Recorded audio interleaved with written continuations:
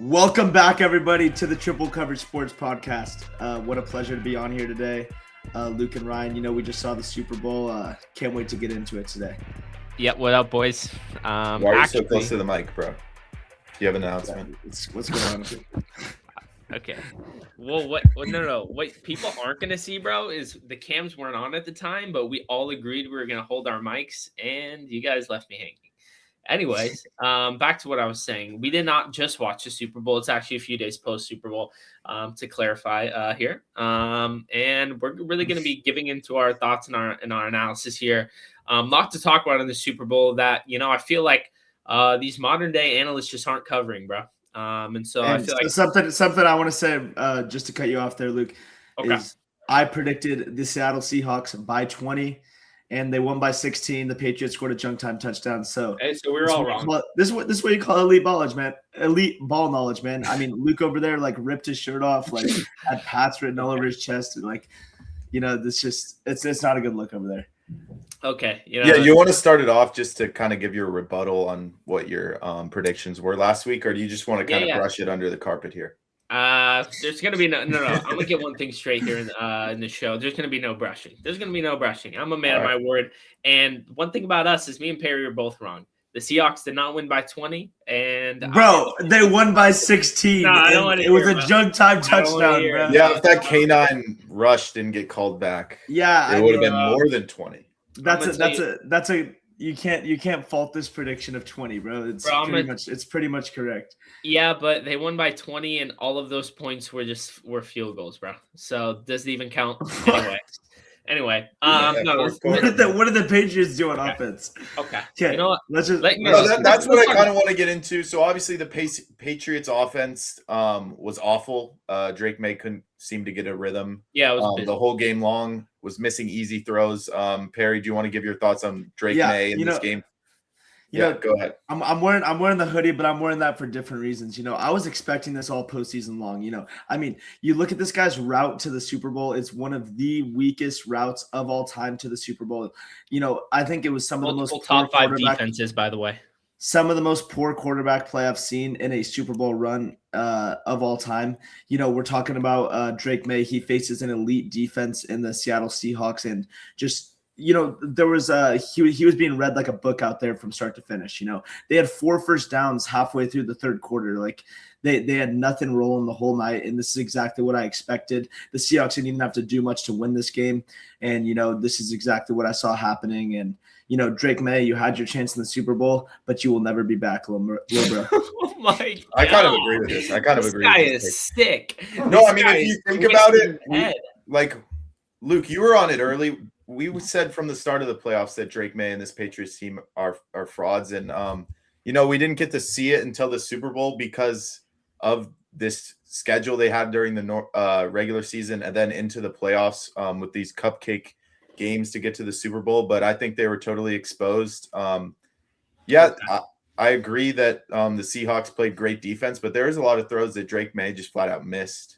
I mean, I'd give the Patriots credit still, to make the Super Bowl. Definitely not as fraudulent as I thought, but definitely did not see them winning the Super Bowl. And I think it's fitting for the Seahawks to take this one. No, I'm kind of just gonna dogpile on the Patriots here. I think that this is real worst. Sick. No, this is the worst playoff run by an MVP candidate in the history 100%. I mean, imagine he won MVP. Imagine Drake Maye won MVP. Okay, first off, I actually take back the take that I said where that guy voted Justin Herbert, bro. Thank you, because if Drake Maye would have been the MVP of this league, it would have been a real problem. First off, I'm pretty sure the guy who gave Justin Herbert the first place vote, he gave Matthew Stafford the second place vote, so it wouldn't have mattered anyway. I actually did that research and I found that out. Second of all, I think it's very ironic that the guy at the bottom of your screen here is talking about fraudulent playoff runs when you can go back in the podcast and you can find this guy talking about how Justin Herbert deserves MVP because his O-line is so bad when Drake Maye beat the record for the most times being sacked in NFL history. That whole Super Bowl, his offensive line didn't do shit. He got sacked how many times? 7 times. and this guy Perry will be the first to go to bat for Justin Herbert. No, he will be the first to go half to bat. Of those sacks, half of those sacks are on Maye. Half of those sacks are his fault. He was sitting in the pocket. Did you see Will Campbell the whole game? He was moving into the pressure half the time too. No, bro. I mean, he had wide open throws. I could probably pull up 3 or 4 clips of wide open targets. He holds on to the ball until the pocket breaks down, and then he gets sacked. I mean, bro, you could do the same thing with Justin quarterback Herbert, play. Bro. No, hell no, it wasn't. I said Herbert played bad. I said Herbert played bad. Will Campbell played awful. He did, bro. He was an actual card. Like he was actually after the game, sources came out that he was dealing with a little bit of I think a tear in his knee or something. But I think Will Campbell will be back. But I mean, we are not putting this loss on the offensive line instead of Drake Maye. We are not doing that today, Luke. I don't see that is not happening. happening. I don't bro, this tends to happen a lot, bro, where it's like a team loses and you just dogpile on the starting court. Did Drake Maye play great? No, bro, he didn't. Obviously, bro, they lost and they got shot. Bro, they had a chance to get back into that game. They had a chance to get back into that 19-7, 19-7, they did get the ball back, and he had 2 drives, 22-7 and 19-7 And, bro, the Patriots, that's what you get. Bro, the Seahawks winning the Super Bowl and the Patriots playing like shit is more of a testament to the Seahawks defense than is a testament of how bad the Patriots played. I don't think Matthew Stafford chopped up this defense last week, diced it up, 27 points. In the regular season, 37 points. I mean, Matthew Stafford is playing light years of level above Maye, bro. But even if you're going up against an elite defense, if you're an MVP candidate, you're expected to put up more than 13 points, bro. 13 points and all of them are junk time. Like it's like he put up 0 points. Bro, I agree, but you can't, bro. If you watch that Super Bowl, you can't tell me that Seahawks defense wasn't playing elite in that Super Bowl, bro. That Seahawks defense deserved the MVP, bro. Elite quarterbacks can deal with. I told you. Game records, bro. Leonard Williams. I agree. Yeah, no, that was a great call by Rye there. I mean, that defensive line was lighting up Maye all day, but a lot of that was, like I said, because Maye wouldn't throw the ball. You guys wouldn't throw it to his open targets. Like I would have even liked to see him scramble more because he was just sitting back there so long, and it just went downhill from there. Here's something else I want to get into. Analysts are saying that there are 10 quarterbacks better than Drake Maye after this performance we saw in the Super Bowl. And what do you guys think about this? I personally have Maye around the 8 to 12 category of top quarterbacks in the league. Yeah, I don't know what analysts are saying this. Probably Emmanuel Ocho.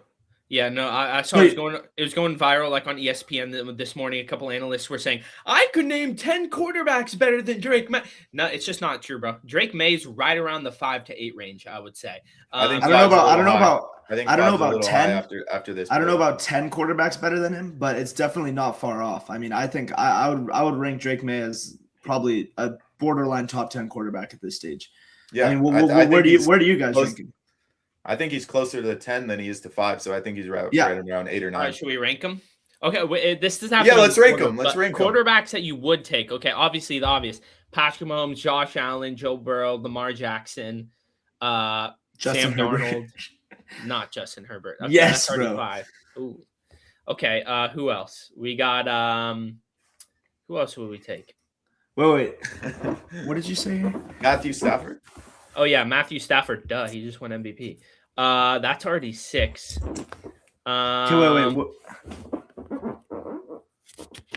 What other quarterbacks? Would you take Jalen Hurts? No. Okay, you said Allen, Mahomes, Burrow, Allen, Mahomes, Burrow, Lamar, Stafford, Lamar. I'm putting Stafford in there. I don't care. Darnold. I like Darnold. Herbert in there. I like Herbert as well. You take Herbert above him. Okay, wait. Let me see what else. What about Jordan Love? So that's Jordan 1, 2, 3, 4, 5, 6. I mean, like, I'm not even trying to like. I personally, from what I saw from Jordan Love in that game against the Bears, I mean, I thought he was playing better than I saw Drake Maye play at any point in the postseason. I agree with that. Yeah. I agree with that. I'd put Jordan Love, and then I think I would do Drake Maye after that. So I'd say, what is that, number 8? No, so if you agree with Jordan Love, that means you have Maye at 9. I mean, this is exactly like he's like 8 or 9. He's okay, like he's pretty much just barely a top 10 quarterback in the league.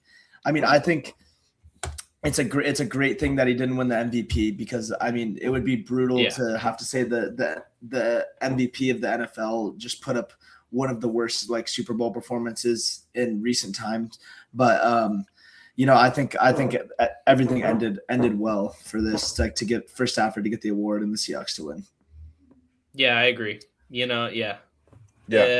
I mean, he's going to be in the basement of the AFC East for a long time to come with this new Dolphins squad coming up as well. Okay. Shut your mouth. First of all.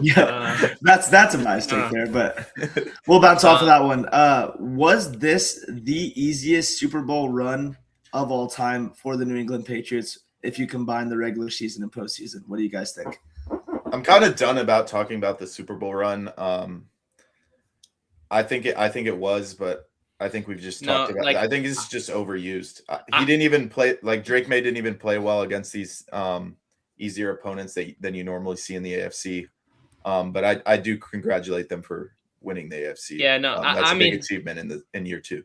Obviously the run was easy, like nobody's going to argue that, but I think it's also kind of bullshit to like take away accomplishments for somebody for something that's literally like he didn't choose the teams he was going to face. He literally faced them and he won all those games. So I think it's bullshit to like take away accomplishments to say it was, he didn't deserve it because it was easy, whatever. I think that's just some rat's ass, as they say down in Sweden. So no one says that.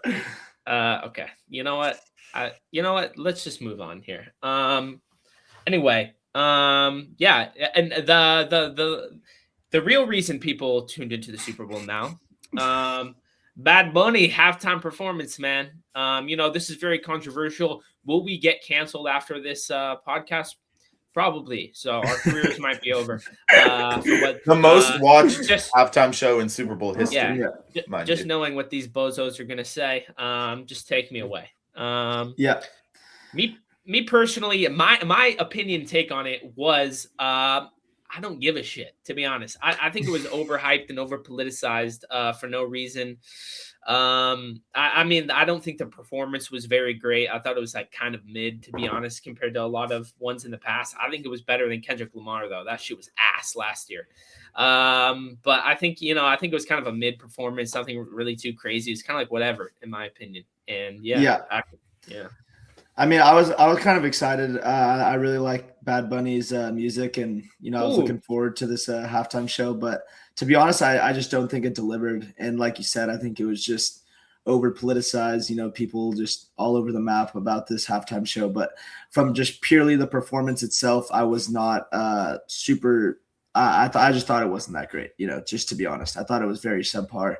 And I mean, that's really all I got to say about it.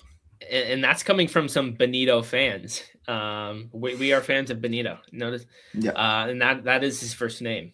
What's Benito? His last name?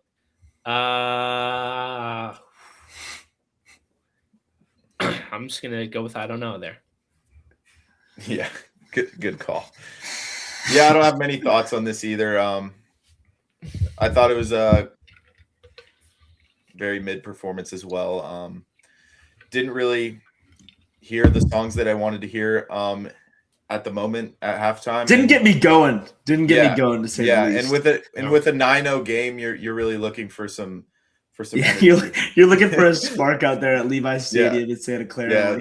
We're watching some bad football. Like we're looking to the halftime show. Like maybe we could have a little spark here. But, that's exactly where I'm at. Like I don't even remember. Yeah, I was getting a little groovy for the show. A big headline that was Bad Bunny did rush for more yards than the New England Patriots at half, and he scored a touchdown. He ran into the end zone. Exactly. Yeah, exactly. It was actually the first touchdown of the Super Bowl. Crazy. Shout out Benito. Did you guys see Ronald Acuna in the performance? What? Yeah, what? I'm serious. He was there. Did you know the marriage that happened in the halftime show was actually like a real marriage? Like that was the people actually got married right there. Congratulations to them. This might be Jeb news, but I'm pretty sure this might be breaking fake news here, but I'm pretty sure that they actually like submitted like an email or something to Bad Bunny like a year before, and they said that it was like one of those like videos where they invite him to their wedding type shit, and then he ended up like seeing it and then like that they got in the halftime. Yeah, that's exactly right. They wanted him to perform at their wedding, and he gave them this invitation instead. So shout out Benito, bro. W Benito. Facts, yo. All right, but any closing I think thoughts? I'm personally good. I think we covered everything as far as the Super Bowl. Anything you guys want to add here? I mean, I think not talking about what Kenneth Walker did is kind of disrespectful. Oh, Kenny had an absolute great game, won MVP. So yeah, we just got to give our flowers to Kenneth Walker. Do you guys think that Kenneth Walker deserved the MVP over Jason Myers, who was absolutely nailing field goals the whole game? 100%. You know, I think K9 definitely deserved this award. I mean, he was their main source of offense this whole game. I mean, it's not like Jason Myers was hitting like any like long or like special kicks. I mean, it was pretty much they were just driving into around the red zone, like couple 30-yarders, couple 40-yarders. Like obviously great for Myers to, you know, knock all those down. But, you know, Kenneth Walker was really getting them up and down the field, just having a spark for the Seattle offense. And yeah, I definitely think he was deserving of it. And, you know, some people might say that Myers deserved it, but, you know, I would disagree. Yeah. I'm in agreement there.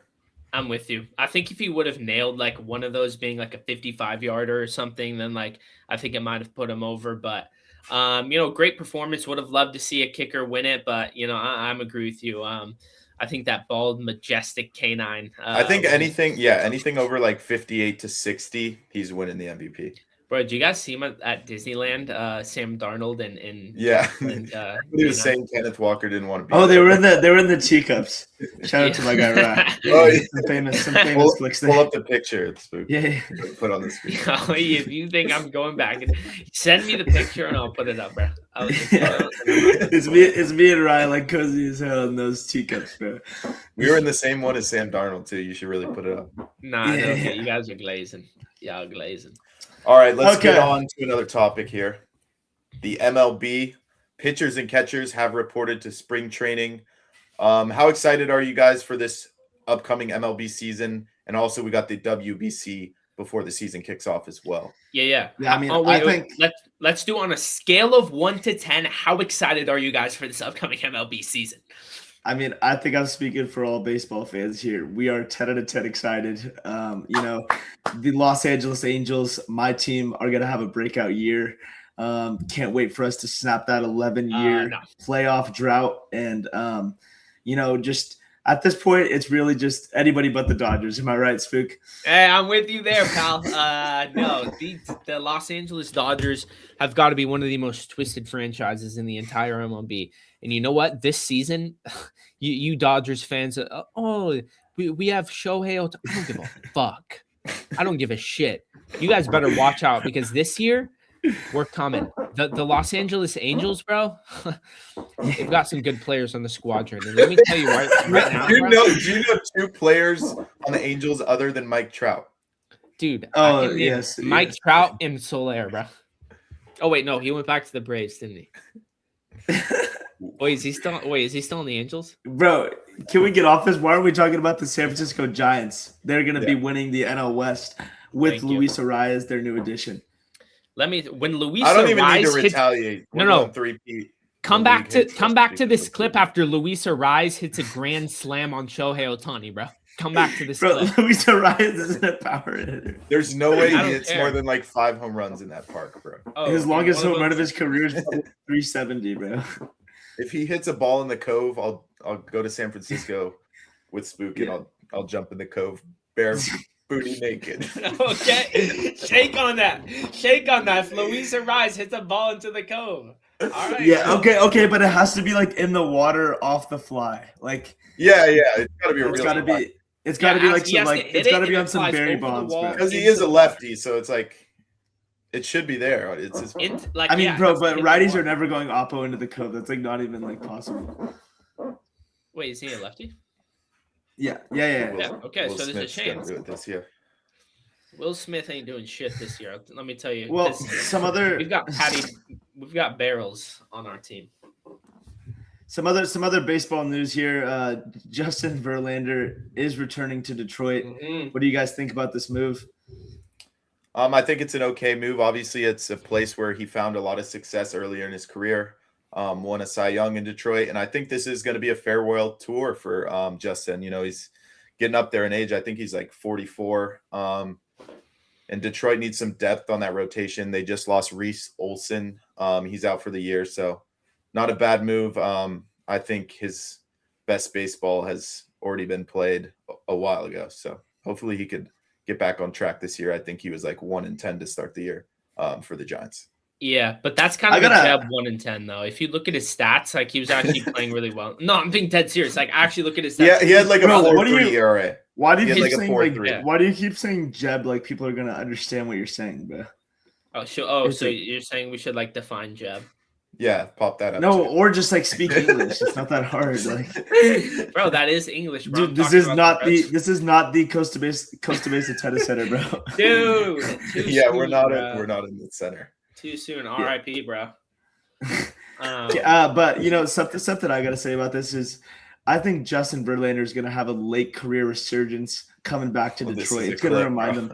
It's gonna remind him of a place where he was, you know, having some of his best stuff. You know, I think Verlander last year, just like Luke said, you know, he had good numbers, you know, but just really the record didn't speak for what he was putting out there on the mound. You know, I believe that he's going to have a breakout season. I would say a sub three ERA, and he will be in Cy Young contention coming forward. Yeah, a lot of people say that sub Verlander, 3 ERA, bro. Yeah, sub 3 ERA. I agree. A lot of people say Verlander is past his prime. Well, I'll tell you right now, I don't even think Verlander has hit his prime yet. I think this year I'm with you. I mean, I don't know about to that extent. But I think he still has to. Harry, so we're clear. You think Justin Verlander is going to compete for a Cy Young in the American League? Yes. I mean, okay, like Cy Young. Me and Perry both agree. My main point here, you can clip it, save it all you want. Justin Verlander will have a sub 3 ERA this season. Wow. I think we should put a bet to this, bro. That's crazy. I don't think. Let me check how many times he's even had a sub 3. Just let the. No. All right, you guys can keep moving. I want to see. Yeah, I mean, you know, baseball right now I think is in a pretty rough spot, you know, with what the Dodgers are doing. But you know, just going back to the Dodgers and the disaster of an organization they are, in my opinion, disgraceful stuff they do out there in Los Angeles. But what team is going to be the most trouble going into this season to give the Dodgers to keep the Dodgers away from achieving the three-peat? Yeah, you know, honestly, I think this, I think it's kind of a simple answer. You know, there's only a few teams that I think can really truly compete with the Dodgers. You know, and I think one team is gonna kind of come out of nowhere this season, and they're gonna be really great. They've got a new coach out there. They've got some great additions this offseason. And I'm telling you right now, the San Francisco Giants are going to rout the Dodgers this season. I don't know what's so funny about why every time we talk MLB, you only talk the Giants, bro? Okay, let's talk Mets then, because they'll rout the Dodgers too, bro. How about that? I have no trust in the Mets, bro. How about that? I think the Yankees are just as good as the Dodgers. I think they're even. How about that? I kind of like what the Blue Jays have done this offseason. You know, they got Dylan Cease over there.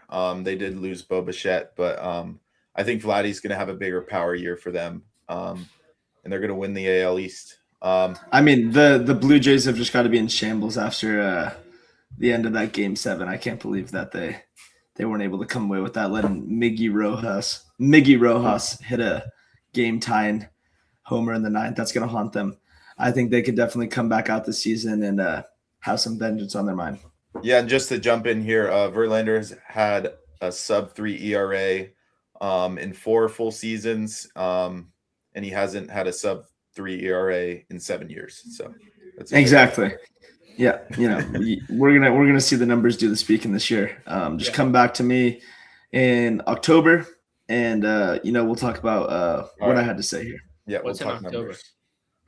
That's when the season ends, bud. See you in October.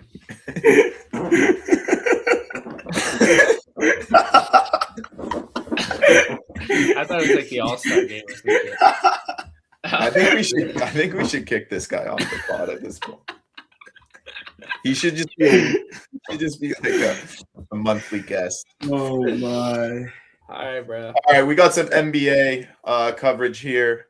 We're gonna get into some All-Star festivities. Obviously, the All-Star break is this weekend, and I kind of just want to give the fans who we got for both the dunk contest and the 3-point contest. So I want you guys to give your predictions on this. I'll list the participants for the 3-point contest, and you give me your pick. We got Damian Lillard, Devin Booker, Con Kneppel, Tyrese Maxey, Jamal Murray, Donovan Mitchell, Bobby Portis, and Norman Powell. Damian Lillard is coming back off injured reserve, and this is going to be his first lick of NBA action since his injury. I'll tell you what right now. I got a pick in this 3-point contest, and it's going to be one that not many people are expecting. I mean, we're talking about a guy. He's a big man, shoots the 3 ball, doesn't get his respect, has not got his respect as a player in this league. He has a world championship down there in Milwaukee, and I believe that the player that's going to win the 3-point contest this year will be Bobby Portis. On the pick and pop, Bobby. He's just absolutely automatic. I think endurance is going to be a problem here for Bobby Portis.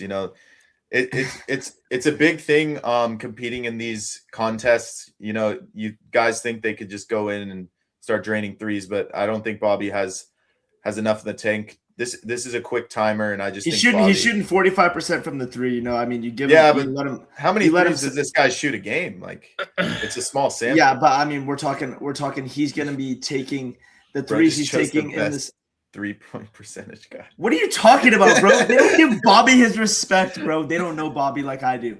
So what we're talking about here is Bobby in these games. He's a big man, right? So he's not taking as many threes as Why do you keep saying he's a big man? Dude? He's like a forward. He's not like a center. He's like 6'11", bro. You're really like, he's at least 6'9". He's at least 6'9", bro. You're really I'll pull it up right now. Bro, they call him crazy eyes, bro. 6'9", bro. 6'9". Okay. 6'9". We're talking about anybody with bugly eyes like that ain't hitting no. Dude, you're scaring me how much you're talking about how big and girthy he is, bro. I'm gonna be honest, bro. You keep mentioning it and you're freaking me out, bro. What are you saying, bro? We're talking about a 3-point contest. Stop, bro. No. I'm gonna tell you right now. My point, bro. Dude, just go. Okay, get to your point then. Get to your point. No, all you. Talk for 6 minutes about Bobby Portis. And all you were talking about how big he is in a 3-point contest. You're like, Bobby. You're like, I'm gonna tell you one thing about Bobby. He's so big. He is so big. I'm like, bro, like what the fuck's happening? I'm gonna keep it real with you guys right now, boys.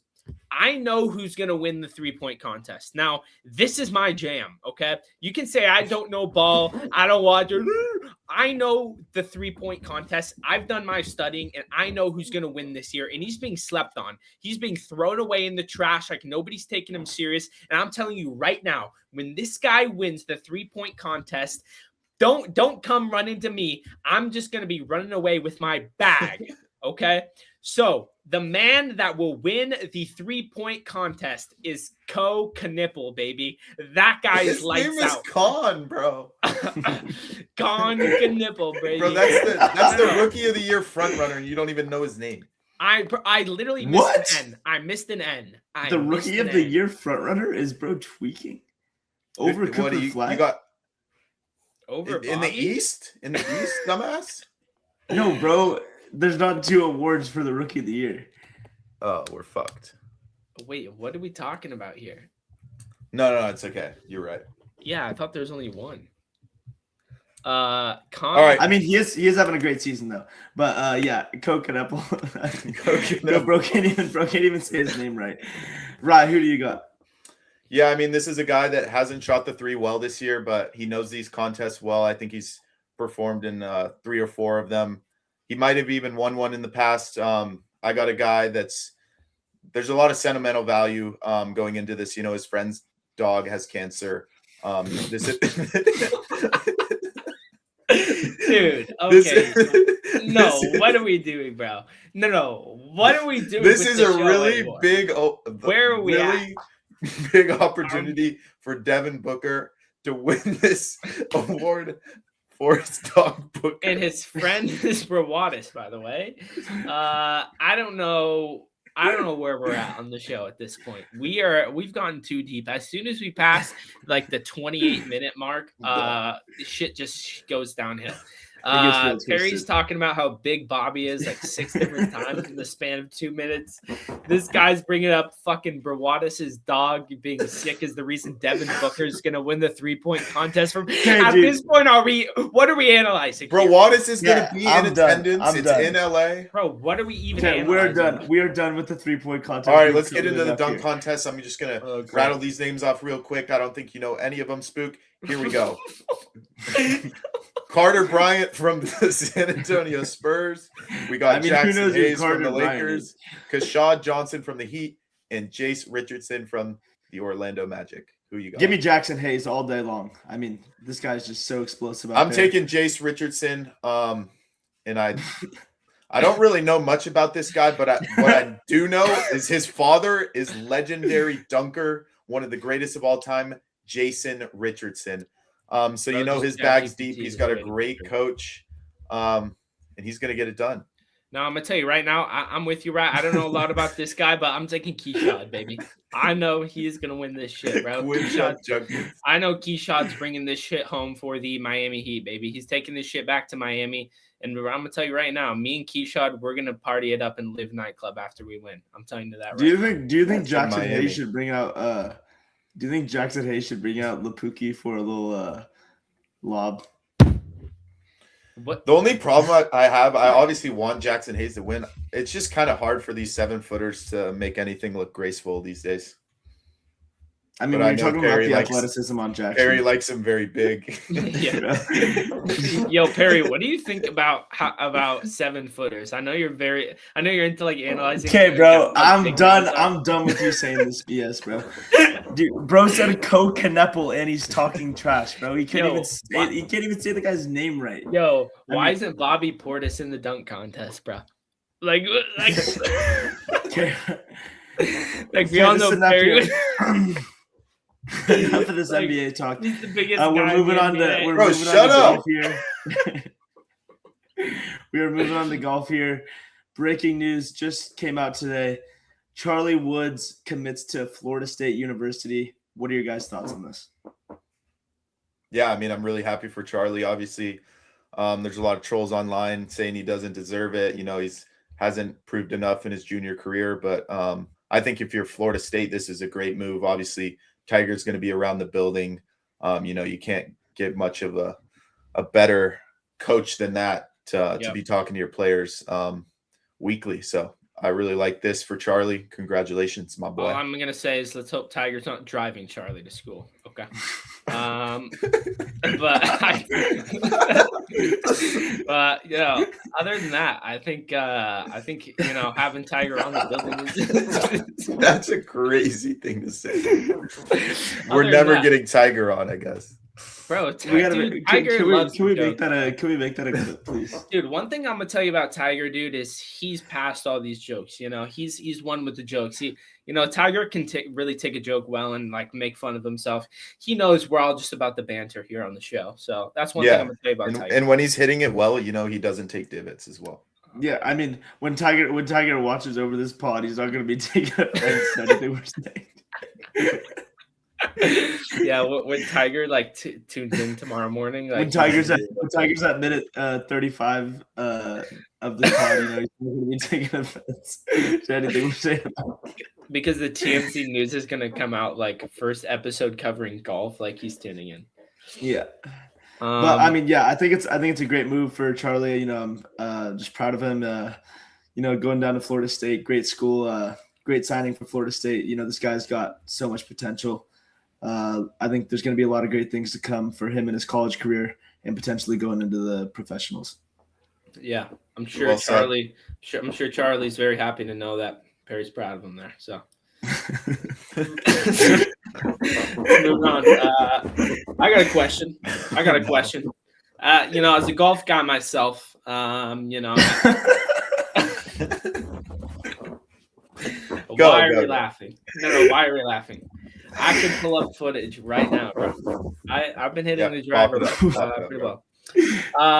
As a golf guy myself, should the PGA Tour make the Players Championship the 5th major? Yeah, I'll chime in here. We heard from Rory on this. I just think making 5 majors kind of it kind of messes with history, if you will. So what is wrong with this guy? Rory said, he loves the Players, but no 5th major for me and no 5th major for Rory. Is he fucking farting? His chair is having a fucking stroke. All right. No, we don't even need to hear this kind of a joke. I would say give me another major, baby. I would like to see another major added. I don't think the golf guys, I think they kind of have shit sweet right now. Yeah, so add another major. Next topic, Jack Doherty. New segment we're adding. No, he was in the golf news this week though. Jack Doherty was in the news for doing a shitty ass prank, yelling at a golfer. If that was didn't he pay another guy to do it too? Yeah. So he went up to another guy and offered him $100 and said, "Say jackass" in the back of his swing. The guy says jackass, and he gets escorted and banned from any PGA event. And they said if he comes back to the premises, he'll be arrested. I hope he goes back to the premises so he can get arrested. On his way out, he said, "Good thing guys my age don't watch golf anyway, buddy." Oh, we watch golf, bro. We are tuning in, dude. I be tuning in. And, one thing I'm going to say about you know what? I don't think I should give my opinions on Jack. No. I want to hear your opinions. Just keep it less than a minute here. So can we put a little bit of a filter on? Yeah. One thing I'm gonna say about Jack Doherty is let's just say if I was the golfer and he yelled jackass on my backswing, I'm literally launching my club at his head. I'm jumping over the little rope that they used to block. I'm swanton bombing his bitch ass over the fucking rope, and I'm laying his ass out. And allegedly, this is not a threat. I'm a peaceful guy. Yeah, say your apologies to Jack. He's watching. Back in Miami. No apologies need to be made, especially to Miami. Oh, wait. Yeah. Well, no. I mean, no. For some reason, I thought you were saying apologize to Miami. Luke has lost his fastball here. It was a great show, guys. Great to recap the Super Bowl and other news. We will be back next week. Later. Peace, guys.